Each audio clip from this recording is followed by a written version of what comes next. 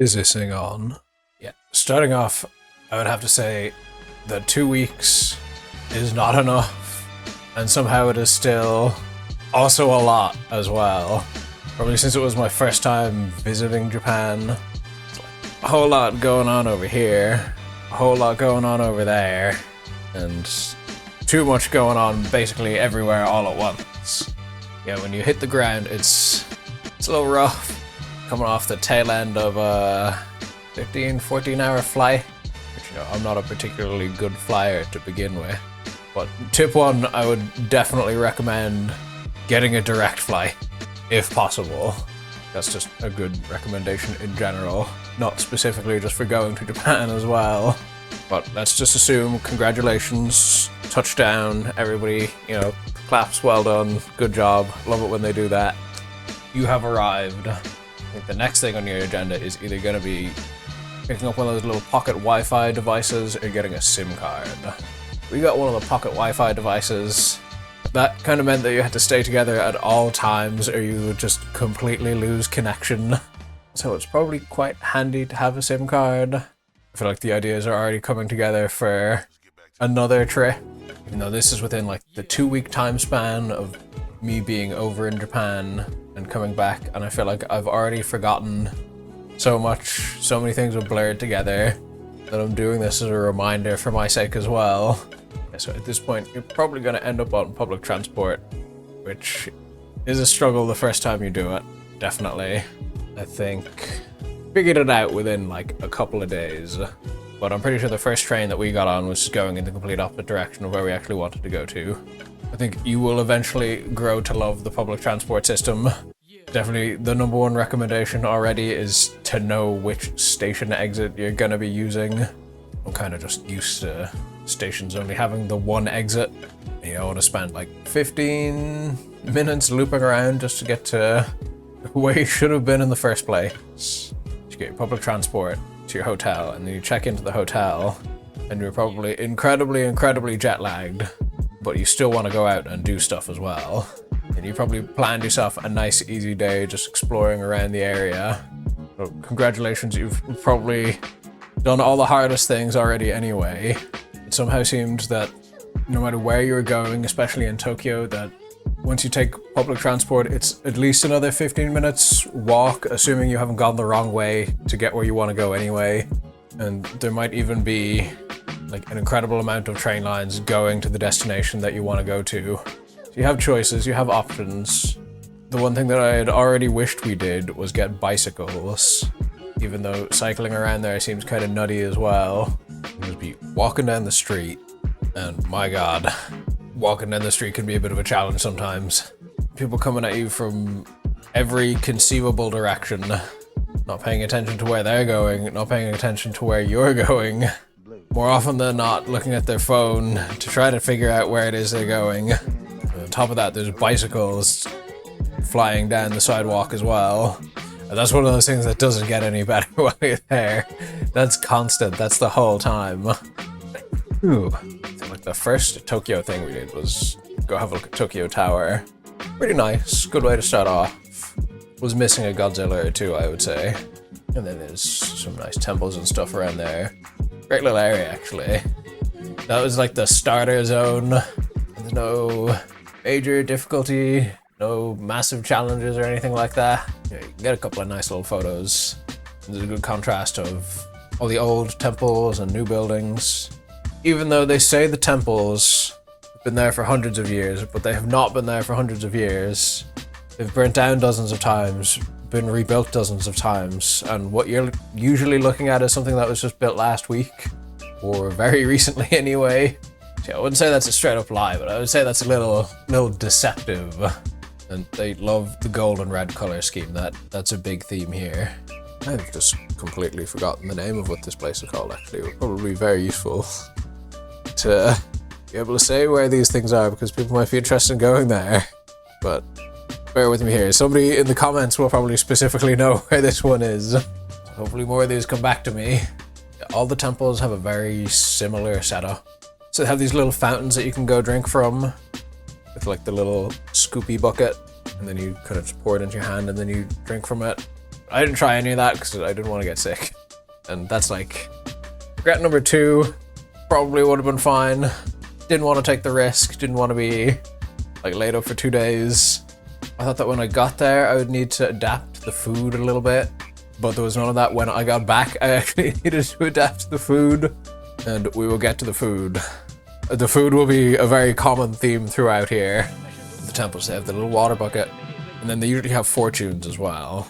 And some of the fortunes are cooler than others. Some of them you can like specifically pick the thing you want. Others it's like a random kind of lucky draw. They love like gacha things where probably won't get the good one, but you can try a couple of times and maybe get it, not get it first try. Yeah, some places do the fortunes on their own, and a lot of them do the fortunes with like the little gift thing. That was apparently the biggest bell ever. Or maybe Google Translate was just a little bit off there because it wasn't that big. So yeah, as useful as Google Translate and Google Maps were over there, Google Maps more often than not made things a lot more difficult than they needed to be. If you were paying direct attention to your surroundings, which I wasn't necessarily all the time, you'd probably have an easier way or easier time of navigating than just checking Google Maps every 30 seconds trying to track your progress against the little dot moving in the map. I think that's probably one of the best places you can go to get photos of Tokyo Tower. Hey, is that Tokyo Tower or is that the other one? Sky Tree is the great one, right? I'm a fantastic tour guide. Here you have the bad fortunes. People just leave the bad fortune behind because they don't want them. A couple little good fortunes tucked away still. I've done this completely wrong. We're way out of order here. The first thing you're gonna do probably isn't gonna be like sort out your Wi-Fi or SIM card. The first thing you're gonna do is go to the bathroom because you've been stuck on the plane and the toilet has been in a completely unusable condition for the last 4 hours of the flight. And this is where you'll encounter one of those fancy electronic bidet toilets with bird whistle noises for the first time, probably. And these definitely do not come with English instructions. So your first experience with the bidet is gonna be less like Poseidon's Kiss, where you get like a little spray of water and that's it, you're good to go. It's just gonna be full fury, tsunami, Poseidon's vengeance. And the catch here as well is that it doesn't get everything every time. I reckon some people just kind of spray and go, which is definitely gonna miss something. Never hurts to check. Being paranoid sometimes does pay off. The temples are always kind of dedicated to one theme in particular. This one was like a kids temple, kids remembrance or celebration kind of thing. They put like a little hat on one of the statues, had like a new kid or lost a kid as well. But there's a lot of fresh hats there, which is nice to see. You'll eventually encounter a bunch of other tourists as well, all doing the exact same thing that you're doing. So if you want to go to like a popular photo spot or something like that, it's most likely going to be full of people anyway, and probably not worth the wait either. I don't know what the exact statistic is, but I do know that more people die to vending machines falling on top of them than to shark attacks, like every year. And I was a little bit paranoid of that while we were there because there's just so many vending machines. It's not like swimming with the sharks, but it's in the corner of your mind every time you see one. Turn around, you look over your shoulder, there's one there. His buddy is waiting for you up ahead on the next corner. They've basically pincered you in between. But vending machines are great, they're incredibly convenient. We were there during October, and I thought the weather wouldn't be particularly warm in October, but it was still touching 25s very easily. And I definitely overpacked. Filled my entire suitcase. A little bit of space to take stuff back. And considering a lot of the hotels have laundry services that you can use to like get your clothes cleaned, so you don't necessarily need to bring stuff for every day. You still kind of need to pack underwear, like you're gonna shit yourself 3 times a day every day, you know, just in case. You can travel a little bit lighter than I did. I had like 16 shirts, 17, 18 everythings, plus big jackets, big wintry jackets. Yeah, then when it's coming towards the evening and you've had some time to collect yourself, you don't feel awful from the plane ride anymore. Probably gonna hit up one of the big spots, first place we went to was Akihabara. And that is just so different to anything and everything I've ever seen before. It was like the first sit-down meal, and they were incredible. It's a crispy chicken skin skewer, covered in MSG, delectable. Den-gushi skewer of legend. You see right down there, it says duplicating the Den-gushi chicken skewer is against the law. And you know, that's another story for another time, because I kind of feel like making some of them nice crispy chicken skin Den-gushi skewers. I feel like there'd be no point in really going here during the day, because you want to kind of see everything like lit up and bright, and it's just not really the same. That's what used to be the Sega building. God, I love gambling if it's for like a little fun prize. Definitely spent way too much on crane machines and gachas. And a lot of these crane machines are just bullshit. They make it look like it's going to be an easy win, but it is going to be the most difficult thing you've ever done in your life. This was the morning of day 2 where I kind of noticed that they've just got shrines stuck in everywhere. This is the corner car park shrine. Ever did figure out what the theme of that was? Protection for your vehicle while you're running into the store or something like that? Could potentially be insensitive, but I just don't know. Start seeing some like wacky stuff like this big tuna cropping up out to the Tsukiji fish market, which we went to 2 fish markets. They've got a huge fish market in Osaka as well, and it's a lot less busy, but this is the best one if you're in Tokyo. So this is the start of the good food. Most of that stuff is still alive, all very, very fresh. I think one of those lobsters escaped almost immediately after this. This is where I tried some Wagyu beef, and I would say it's not that great. It's just super, super greasy. Wasn't the biggest fan. I think I know exactly why it's so popular over there as well. They have like a big thing for soft foods. That's probably because they have a little bit of an older population. You're less likely to pull a tooth. But they love it anyway. It was pretty good.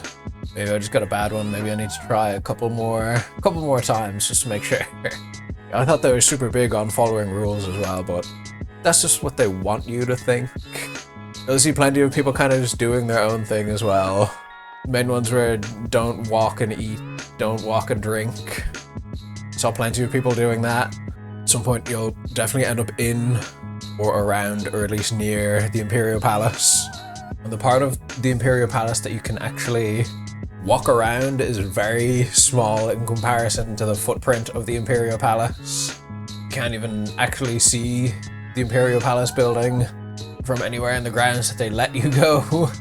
They just have a handy little model for you to inspect while you're there. But the gardens they do have there are super, super nice. Just took so many photos of bamboo.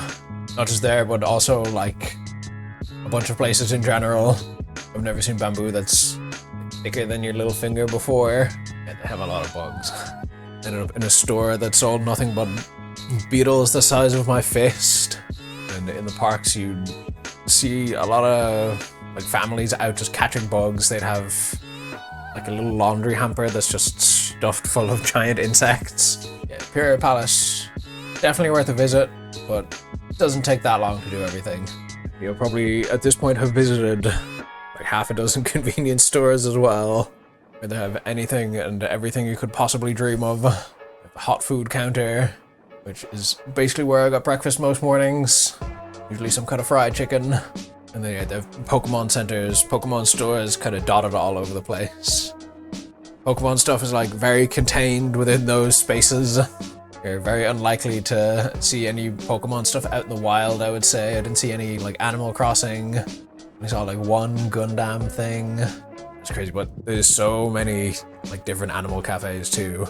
And they use the term cafe very, very loosely. We ended up in a owl cafe, which was just like a big room full of roosts for like every conceivable kind of owl. Even had the Harry Potter one, who was very bitey. I did not realize that I liked owls so much. Just casually making your way around, you'll definitely end up at Shibuya Crossing. It is basically just a place where people take videos of themselves crossing the crossing.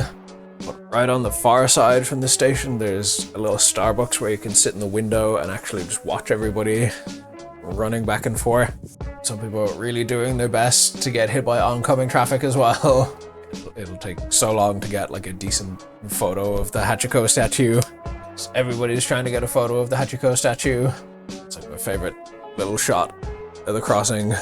Everybody looks very, very tiny in comparison to the absolutely gargantuan, massive advertisements. But there's plenty of buildings around that have a good view of it. That's in the kind of department tower that's above the station. Sensoji is the most touristy spot in Tokyo, I would say. This is at probably before 8 in the morning, so none of the stores are even open and people are there just to take photos with less of a crowd. And it's still very nice. All the gates, shop fronts, all the shutters are painted differently, so it looks pretty cool as well. Some of them are starting to open up pretty early on. And yeah, there's Tokyo Skytree way away in the distance. I didn't even notice that little guy sitting up on top of the building over there. Little historical artworks. Giving details about the temple and Tokyo in general, I think. And they have the big one and the pagodas. You can get them together as well. Yeah, they love pagodas there. And so do I. I think this whole place was just designed as a fortune selling machine. So many fortune stands, and that's kind of the only thing you can do that early in the day. Just randomly see wacky little things, like this little radish man on his onion bicycle. Yeah, even just wandering around, there's a lot of cool stuff. This is just on the way to Tokyo Tower, Tokyo Skytree. You just stumble across probably more authentic and less busy temples down a lot of side streets and in various parks. We've got the 1,000 crane stacks for good fortune. Very impressive. I saw quite a few places that had those. And there's Skytree from the bottom, and there's Tokyo from the top. See the massive shadow stretching all the way across the city.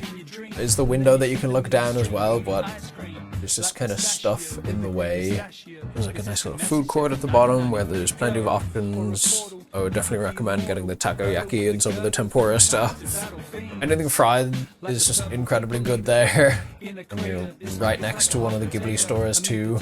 That's another thing. There's tons of them dotted around like the Pokemon stores, which there is one in that building, or in that complex, but it was tricky to find. It kind of just had the same stuff as the other one as well. There's no way you could have all the Pokemon in one store. They've got a pretty good selection. There's like a chain of sheep cafes where I think people might just leave their dogs during the day to get dog sit. This guy is just very done with his day already, and this is quite early, I think. Yeah, they very much just go about their own business and don't really care about you that much. Another wacky little mascot. I don't know what he is. I thought he was some kind of fruit, but now it looks more like a hand to me actually that I'm looking at it again.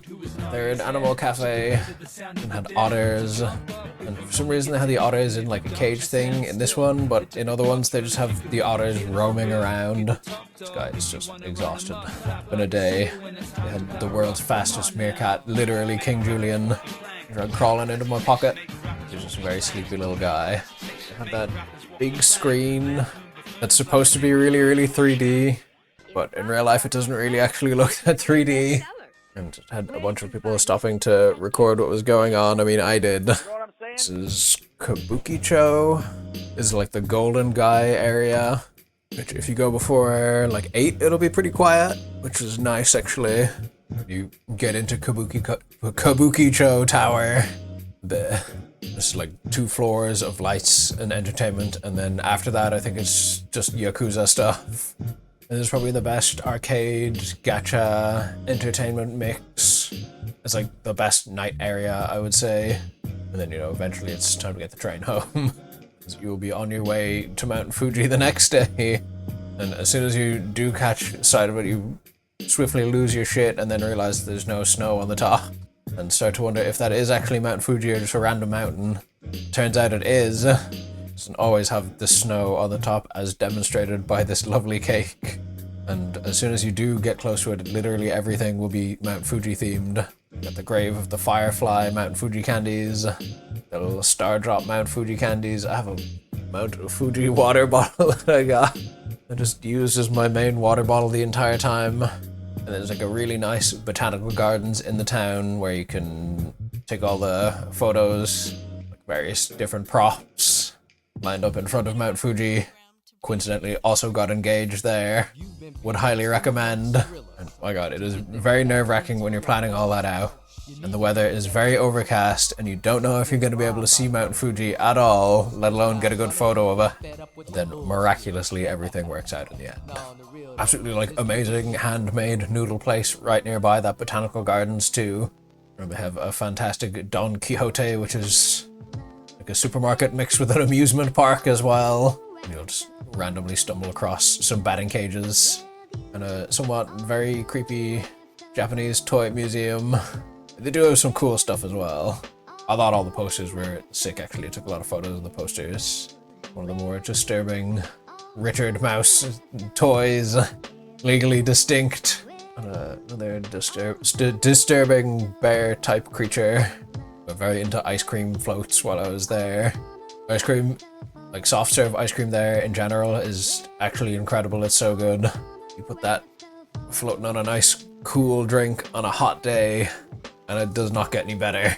We stayed in a nice little ryokan, so traditional inn, his own private onsen bath, right at the back. You slide the door open, fill up the tub, soak for like 2-3 hours after you've been wandering around all day and you're good as new. It was near Fuji-Q Highland, which is like a big amusement park type place. This is Lake Kawaguchi. We made our way all the way around Lake Kawaguchi. After you get to the art museum and go a little bit past that, I'd say there's not much around the other way, and eventually you lose sight of Mount Fuji. As you're doing the big loop, there's a cable car to go up one of the mountains just off the lake, which is an incredible view. And Mount Fuji would have been in there somewhere, but it's just too cloudy. They have these tanuki dango.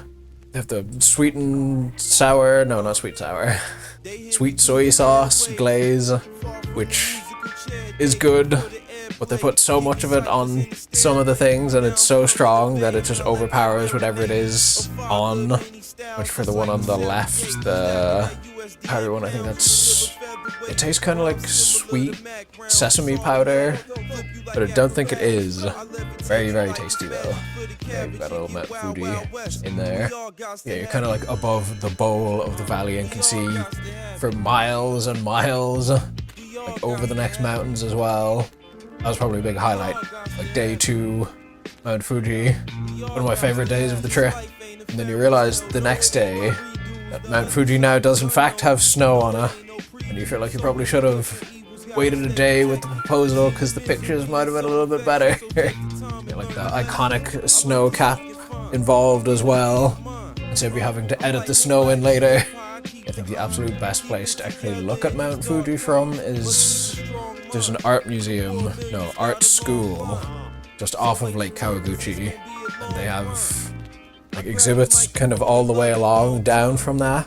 Also like little seating areas and like a couple of cafes and things too, and it's not the super busy spot where everybody does go to. There's one place that has like a bunch of grassy things where tour buses, not tour bushes, keep pulling up, and it's just so crowded it's like difficult to even walk by, get by on the bikes.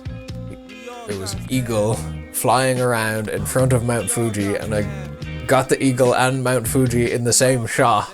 It just didn't turn out very good. The video's not bad, he's kind of swooping around, but he's not like swooping right in front of it, and there's but too many clouds in the way, but the pieces are there. And then shortly after that, a crane swooped by too. There he goes. I just have to like pan back to Mount Fuji. There's also where you can go to get the nice cherry blossom shot with Mount Fuji, but the leaves should have been turning orange even though they hadn't yet. I'm still very happy with how all of these photos turned out. A couple of the little waves crashing next to Mount Fuji. That's super nice. This is my favorite day of the trip, I think, actually. Definitely. Finally remembered to record something in landscape. Yeah, absolutely magical place. Exceeded all expectations. A nice shot of the wind blowing the rice with all of Mount Fuji's girth laid bare in front of you. This is my first time going to a shabu shabu place as well, which is like a family-friendly chain restaurant where they had robots and dessert bars and unlimited everything for, I think it was 2 hours or 90 minutes. And I feel like I definitely took advantage of that. You know, on average, the Japanese people are a little bit more health conscious, a little bit slimmer, a little less prone to stuffing their faces just because they can. So I love this place, yeah. And then we're back to Tokyo for a day, just to give ourselves time before going to Kyoto. And of course, I have to check out one of the little cat cafes. He's like a tiny little goofy cat who's my favorite creature. I was in Harajuku, which is supposed to be the fashion place, but Harajuku actually just kind of sucks ass. I didn't like Harajuku at all. This is the entrance into Sensoji, which is behind Harajuku Station. And this is like the shrine or temple to Emperor Sensoji. Connects to a very nice little park as well. They keep them pretty separated, so you have to walk kind of far around to go from one to the other. But there's like so many plants and bugs and insects and things. People going around with nets catching them. Do a little bit of impromptu wildlife photography, just if you're in the mood, of course. This is another of the many izakayas where they love serving things on skewers. Had some quail's egg wrapped in bacon, some bacon wrapped cherry tomatoes, some asparagus, which oddly enough didn't make my pee smell, some chicken meatballs, I think some kind of intestine, regular chicken, and then I have no idea what that last piece in the end was. But all very tasty, and this is in the little Starbucks where you can see the crossing. Look at everybody go. You can like see people with their hands up taking videos. You're only supposed to be up there if you have a drink from the Starbucks.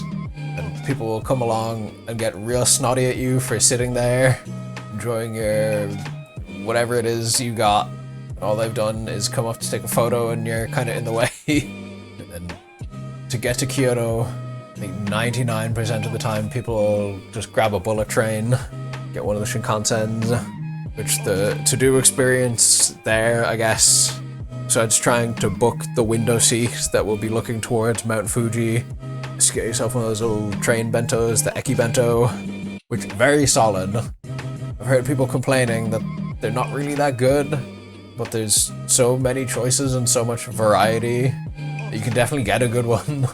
Especially if you train as early in the morning, I think they're a little bit fresher. Very into like train watching while I was there.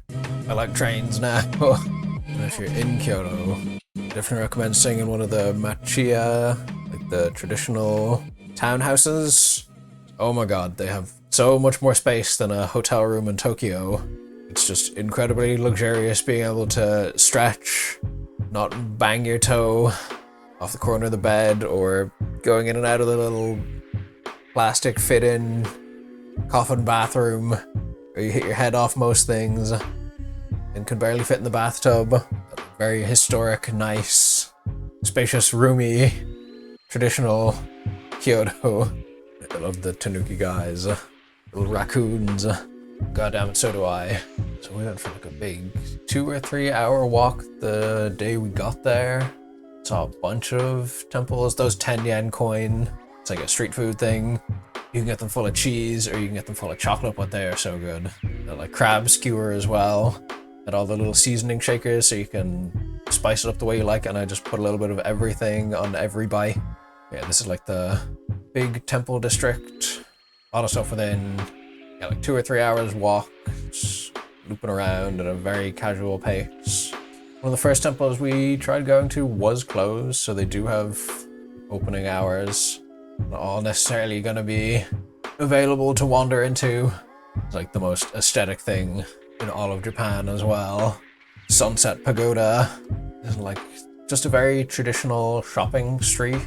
And since everybody else was stopping to take photos of the traditional Starbucks, the old style wooden Starbucks chan, I'd stop and take a photo too. That's the first of many walking tourists that'll decide that you are the path of least resistance and trample over you to get wherever it is that they're going. And I feel like that's probably the most photographed tree in Japan as well. Likewise, most photographed dog in Japan. So many crows too. This is like the crow temple. That's probably not officially what it is. That's just what it felt like. You got a little red and gold at sunset. They even have traditional street cones made of wicker basket. Another big thing in Kyoto is plastic bottles filled with water to keep cats away. I don't particularly know how effective that is. Here's the Inari Shrine, which you want to be up bright and early for this. This is a popular spot. This is the one with all the torii gates, and people fucking love torii gates apparently. You'll be walking through people's photos, people will be walking through your photos. At least at the very bottom you can like walk up and it'll be so much quieter. Seems like a lot of people don't really bother going past the first path split. You're supposed to go down one way and then come back another, like loop around, take a photo and are out. Yeah, all the good stuff is up the top. Turns into like more shrines, more torii gates, more bamboo forest. The view is really good too. So we ran into this cheeky little shrine guardian cat who's doing a great job of guarding the shrine. Yeah, torii gates everywhere. But people feel the need to stop and take a photo with the very first one. So you have to watch out for the wild boar and monkey. This is just an absolute artifact that I was very caught off guard to see. This was next to a woodcarver shop at the beginning of a bamboo forest, but also like down in a valley that had been cut by a waterfall. It's just a KFC Kentucky Merry Christmas bucket. There's like actual bamboo forest as well. Not that like touristy bamboo forest. Around this corner is, you can see some of the bamboos have already started to fall over. They've bamboozled themselves. But past this, it's just impossible to go down the path any farther. Plus there's a million spider webs strung up in between these as well, and they have those huge Japanese orb weaver spiders just sitting, waiting for your face to walk into them. Yeah, Kyoto Imperial Palace. Very nice. Very like big and spread out. This one you can actually see everything, because the Emperor doesn't live there anymore. So it's not like a big security risk. I say Tokyo Imperial Palace was just a warm-up for this. The nicest little Japanese garden, which I guess is just a regular garden there I've ever seen. Also, from the main entrance, if you go left, there's a lovely little dessert cafe where they have these fantastic, almost everything in one desserts. Matcha ice cream, some kind of jelly, red bean. I like red bean, but red bean paste doesn't really taste like a whole lot. It's just vaguely sweet. They're super good. Here's the Otter Cafe. The owner of this cafe has 17 otters. They have their own YouTube channel as well that they give you a little bit of a discount if you subscribe to. And she takes 4 of the otters to work every day, and I guess just leaves the rest of them at home. They get the day off, and they just let them wander around. They're not locked up like the other ones. This one is a very cheeky little guy. Exactly how they describe me. Man after my own heart. First of 2 random roadside fugu pufferfish tanks. I do believe that the technical term for this tank would be overstocked, but I don't think they're going to be in there for too long anyway. And from Kyoto you can get one of the local trains, which the local trains are so fast. It's not like bullet train fast, but it actually feels faster because everything's so much closer. You're not expecting it to go that quick to Nara, the deer park. Have all these cheeky little deer just kind of chilling around, not really doing a whole lot. You can buy these like little deer crackers from the vendors just dotted around the place. And as soon as they realize you have the crackers, they will just swarm you and just attack you as well. Try and get them. This little guy is trying to do a bow to get some of the crackers. That other one is just eating some garbage that he found on the floor. There's the wise gutter deer. So he could see your future. This is another little Japanese garden just free in. Let me find the name of this one for you real quick. That's the Isuen Garden. I just love a Japanese garden. I was hoping to see one of those big beetles out in the wild here, but didn't. There's the first little hint of the trees changing color that we saw. A little bit of red, just a tiny bit autumny. I found this mushroom that had 2 acorns on it, just extremely charming. It's just a very nice garden. 10 out of 10 would do it again. Here's the pig cafe. There are 4 little brother piglets, and they just wander around and get comfy if they decide they like you. Sometimes the staff might give them a little bit of encouragement in where to go. seasonal flavors are a big thing there as well. And if you go in October, most likely the seasonal flavor will be chestnut, or I think it was changing over while we were there towards sweet potato. Purple sweet potato. Chestnut stuff is very, very good. Just get as many seasonal things as you can. I'm a sucker for that limited availability. If you don't get it now, it's gone forever. Here's the Kyoto Palace. They love the palaces. This one you can actually go inside, although they don't really let you take photos of a lot of the exhibits and things like that. This is probably my number one tip, is get a stamp book. And every attraction that you visit, just ask one of the staff stampudes, and they'll point you in the direction of somewhere that you can get like a commemorative stamp to put in your little book of where you are. I think is a great way of keeping track rather than just the usual kind of techie souvenirs. I think the stamps get updated. Some of them have dates, actually show when, where, what you were doing. This was an incredible sight to behold because bins just aren't a thing there. If you generate any kind of waste, any kind of trash that's traveling with you for the rest of the day, probably until you get back to the hotel room, unless it's a can or a bottle. A big bank of vending machines will normally have a bin for bottles and cans, and occasionally you could get lucky. Sometimes bathrooms have bins as well, but I wouldn't get your hopes up really. This is a revolutionary thing. Your own takoyaki making station. And just put all the sauces and the bonito flakes out. You can dress them the way you like. We didn't necessarily do this the right way because we got some fries and some karaage and then just put all the takoyaki stuff on them. And that was one of my favorite things as well. That was so good. Incredibly, incredibly delicious. There's a garden next to the Kyoto Castle. And just not really worth doing. There isn't actually anything in there. Don't go to that one. You get a good view of the castle that doesn't have a bunch of people in the way. But by far my least favorite botanical garden. It was at this point that I realized I'd been smelling something every now and again while we were there, and it was the ginkgo trees. More specifically, these things. These things that come off the ginkgo trees absolutely stink, or maybe it's more of an acquired taste. Sorry, I was saying Kyoto Castle. That's Osaka Castle. We're in Osaka already. And between Osaka Castle and Dotonbori, those are like the two major things. So Dotonbori is like the nightlife district. And it was raining most of the time while we were there. And that neon sign was just crackling. But that's like a very, very cool place, I would say. Spent a little bit more time looking for a restaurant than we did. Very disappointing curry and rice in comparison to what we had been having. Yeah, the area is very cool. They have like arcades and stuff on the street as well. And there was an incredible amount of police presence. It's like 16 buses lined up. And I later found out that this was because of the Colonel's curse.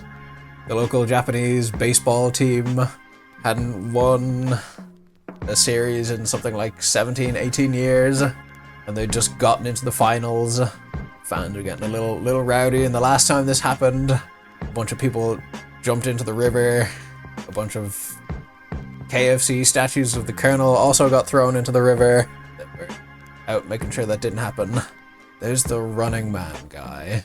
I don't think I got a good picture of while we were there. I was more interested in this mechanical crab. This amazing automaton. This is just a coincidence we ran into one of these places. The jiggly Japanese cheesecake factories. But I would say intentionally plan going to one of these and getting one of their cakes. Got the little Halloween edition. They like put the brand iron on and they take it out of the oven and sizzle it right in front of you. I think it might have just been because the Halloween one with this one had like really nice little raisins in the bottom of it. I'm not usually the biggest raisin fan, but these were like fancy raisins made from fancy grapes. And then this is the only photo I have of the actual fish market in Osaka, which is just a working market. It's not like a tourist market at all. And right next door to it is probably the best sushi place in all of Japan, because they get all of their fish fresh from the market literally 30 feet away. The ratio of fish to rice was just incredible. Things that there's no way that I would eat anywhere else. Sea urchin and whelk. Things that I don't even know the name of. And this is like the intention with a lot of the animal cafes was to try and find a capybara. Then we eventually found one. And he was just so in his own world, doing his own thing, that he had no time for anybody but his food bucket. He's just digging in. This one's good because you could buy little treats and feed all the animals and creatures. And they had a hog. I really want to get a hog now. They have one. I don't see why I couldn't get one. Big hog fan. It was an honor to meet him. This is the good version of the terrible omurice. That was like a 40-minute wait just to get into the tiny little cafe where they were serving them. And then Osaka Aquarium. Actually so many different exhibits and things like that. Seal and birds. I think that one is still alive. He just wasn't having a good day. What kind of fish? Happy little guy there. These are things that I've only seen in Animal Crossing before. We have some penguins.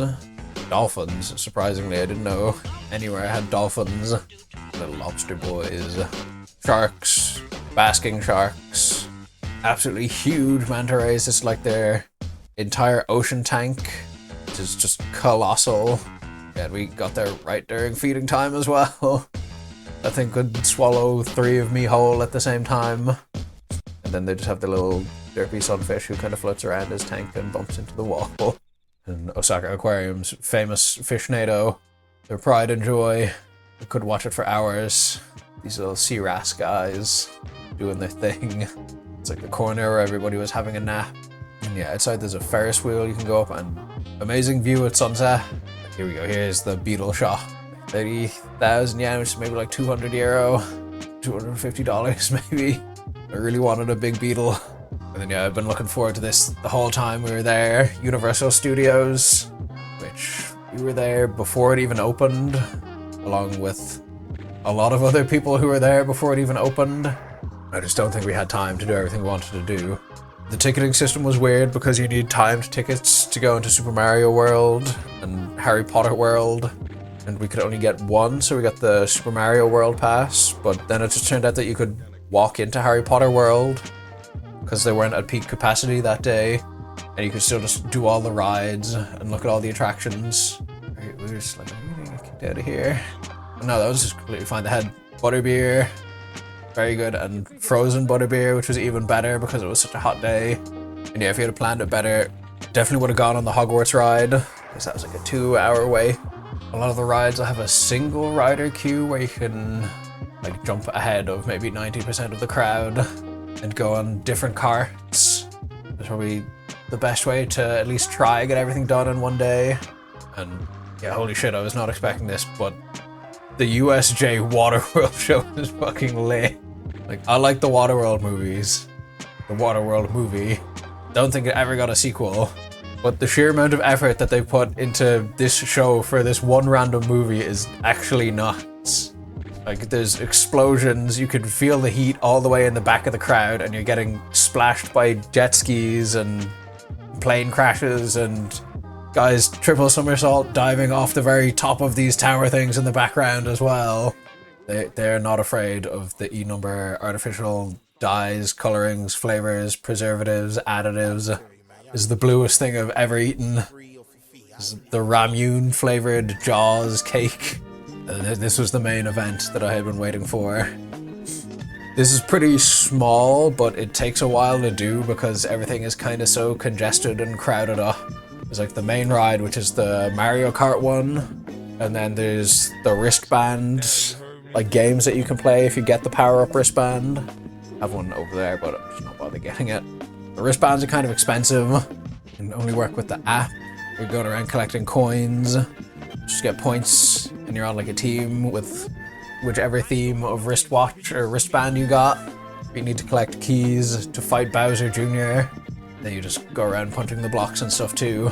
Plus there's Toad's Cafe, which the food looks really, really good. And it was pretty good, but it's mostly just like an aesthetic thing. I think at that point we'd eaten so much stuff during the day that we were just going in to try it. And we kind of got like swindled into going onto the Yoshi ride. The person's like, yeah, come on in. And then I didn't want to just say no, it would be rude. Yeah, I did like the cafe though. I wish I had gone with an actual appetite to be able to try more stuff. It was very well put together, very well decorated. You got the little boxed tiramisu, the goalpost cake.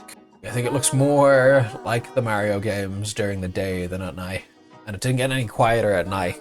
And then this is on the way back from Osaka. Got the good window seat where you could see Mount Fuji again. That's kind of the goodbye trip, the goodbye tour. Our flight to leave was the next day. We kind of checked out the area around the hotel and then went back to Akihabara and actually ate at the first place that we ate again. So the food was so good. And that might not look that nice, but it is actually incredible. Incredible. And then we even got the little fish cakes. The not Magikarp one was red bean paste and the Magikarp one was chocolate, and I've done it all, they just looked really good. And then 2 weeks later, I'm here. Wishing I could do it all over again. Even since I've come back, I've seen more stuff that I just wish I could do. So I feel like I'm already putting together an itinerary for the next trip in the back of my mind. I have a bunch of like notes that I didn't even mention. Most places, the tap water is very chlorinated. A lot of the hotel toilets, you can't sit on the lid because the lid is so like flimsy, you'll probably just go straight through it. Probably want an umbrella for sun and rain. Air quality, not fantastic in a lot of places. It's either quite allergically reacting or just sneezing and coughing all over the place. Give you like a nice little hand wipe with every meal. Some of the places have the hand wipe warmer machines, which is really nice. Some of them it's just like a little chemical towel. Eventually you'll have been to so many crane game and gacha places that you've seen all the prizes. I don't know how often they change the prizes, but it's not like within a 2-week time span. I think that's plenty for now anyway. But thank you very much for watching. Hope you have a good one. Bye bye.